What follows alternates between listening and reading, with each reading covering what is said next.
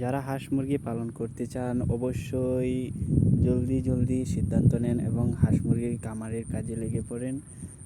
হাঁস মুরগি খামার করলে আপনার প্রতিটি হাঁসের পিছে আপনার 70 থেকে 80 টাকা খরচ হতে পারে এবং প্রতি শতে আপনার 3500 হাঁসের বাচ্চা নিতে পারে এবং লেয়ার যেতে পারে আপনার 3300 থেকে 3500 টাকা।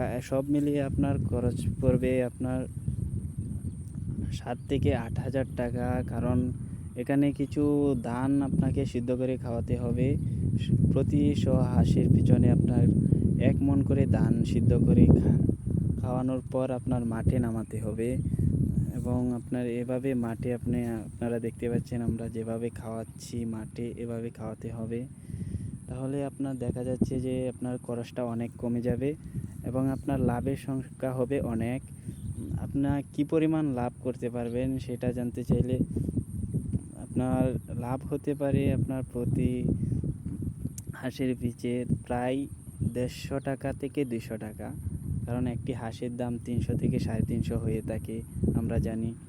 তাহলে আপনার লাভের সংখ্যা কিন্তু প্রচুর। তাহলে আপনার দেরি না করে অবশ্যই হাঁসের খামারের কাজে লেগে পড়ুন। ওকে।